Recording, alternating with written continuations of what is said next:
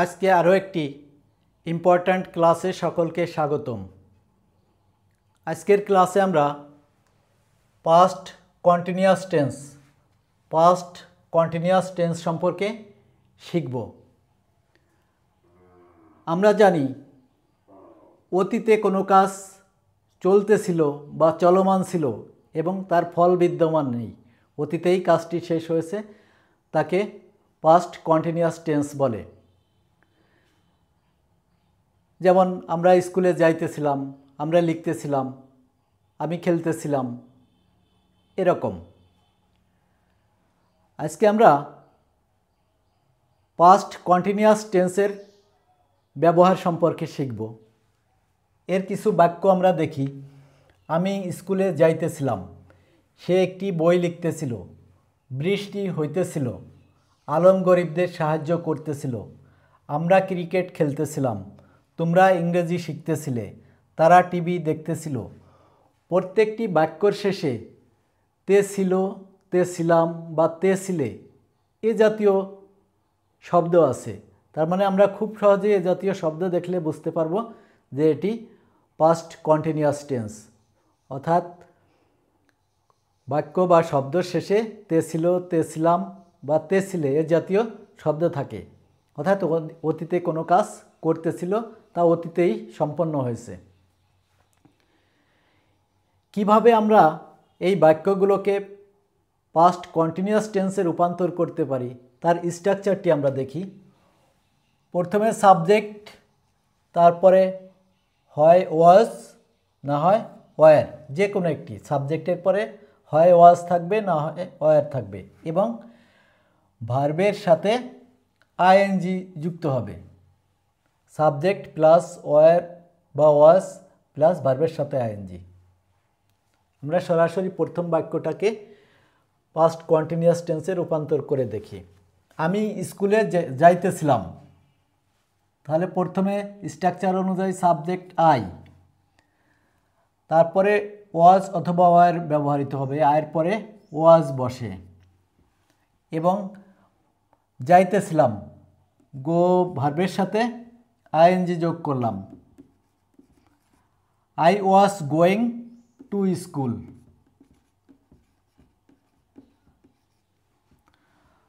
অর্থাৎ আমি স্কুলে যাইতেছিলাম, সাবজেক্ট যেহেতু আই, তারপরে আমরা ওয়াজ ব্যবহার করেছি। সাবজেক্ট যদি আই, হি, শি, ইট থাকে তাহলে আমরা ওয়াজ ব্যবহার করব। আই, শি, হি, ইট থাকে তাহলে আমরা ওয়াজ ব্যবহার করব। এখানে যেহেতু আই আছে আমরা ওয়াজ ব্যবহার করেছি। আর যদি সাবজেক্ট ইউ, দে, উই থাকে তাহলে আমরা ওয়ার ব্যবহার করব। ইউ, দে, উই থাকে তাহলে আমরা ওয়ার ব্যবহার করব। তাহলে প্রথম সেন্টেন্সে আমরা স্ট্রাকচার অনুযায়ী প্রথমে সাবজেক্ট প্লাস ওয়াজ ব্যবহার করলাম এবং গো ভার্বের সাথে আইএনজি যোগ করলাম। I was going to school, আমি স্কুলে যাইতেছিলাম। নেক্সট উদাহরণে যাওয়া যাক। সে একটি বই লিখতেছিল, তাহলে সাবজেক্ট হি, হির পরে ওয়াজ, আমরা জানি হির পরে ওয়াজ বসে, ওয়াজ ব্যবহার করলাম, এবং লিখতেছিল, লেখার ইংরেজি রাইট, রাইট ভার্বের সাথে আইএনজি যোগ করলাম, রাইটিং আ বুক, সে একটি বই লিখতেছিল, তাহলে সাবজেক্ট হির পরে আমরা ওয়াজ ব্যবহার করলাম, রাইট ভার্বের সাথে আইএনজি যোগ করলাম, হি ওয়াজ রাইটিং আ বুক, সে একটি বই লিখতেছিল। বৃষ্টি হইতেছিল, তাহলে এখানে সাবজেক্ট হবে ইট, ইটের পরে ওয়াজ ব্যবহৃত হয়, ওয়াজ ব্যবহার করলাম, ইট ওয়াজ রেইন, রেইন ভার্বের সাথে আইএনজি যোগ করতে হবে, রেইনিং, মানে বৃষ্টি হইতেছিল, ইট ওয়াজ রেইনিং অতীতে। আলম গরিবদের সাহায্য করতেছিল, সাবজেক্ট আলম, আলমের পরে ওয়াজ ব্যবহার হবে, অর্থাৎ সাবজেক্ট যদি একজন মাত্র ব্যক্তি হয় তাহলে আমরা ওয়াজ ব্যবহার করব। আলম যেহেতু একজন মাত্র ব্যক্তি, তারপরে ওয়াজ ব্যবহার করেছি। সে কি করতেছিল? গরিবদের সাহায্য করতেছিল। হেল্প ভার্বের শেষে আমরা আইএনজি যোগ করলাম। আলম গরিবদের সাহায্য করতেছিল। আলম ওয়াজ হেল্পিং পোর। আলম একজন মাত্র ব্যক্তি হয়, আমরা ওয়াজ ব্যবহার করেছি। আর যদি এখানে একাধিক ব্যক্তি হতো তাহলে আমরা ওয়ার ব্যবহার করতাম। যদি আলম অ্যান্ড রহিম থাকতো তাহলে Alam and Rahim were helping poor ব্যবহার করতাম, অর্থাৎ ওয়ার ব্যবহার করতাম। নেক্সট সেন্টেন্সে যাওয়া যাক।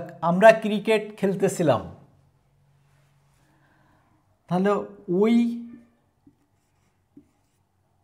We were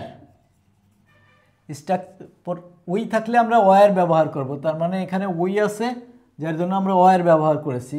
we were play ভার্বের সাথে আইএনজি যোগ করব। We were playing cricket.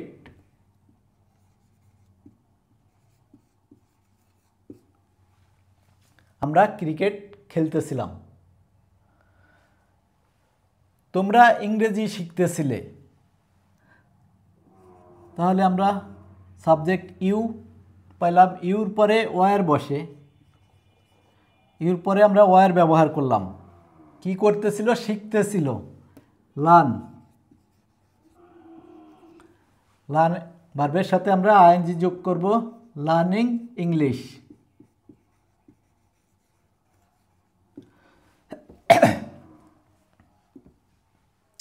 You were learning English. তোমরা ইংরেজি শিখতেছিলে। তার মানে ইউ থাকলে আমরা ওয়ার ব্যবহার করেছি এবং লার্ন ভার্বের সাথে আইএনজি যোগ করেছি। তারা টিভি দেখতেছিল। দে থাকলে আমরা ওয়ার ব্যবহার করব। এখানে ওয়ার ব্যবহার করলাম। এবং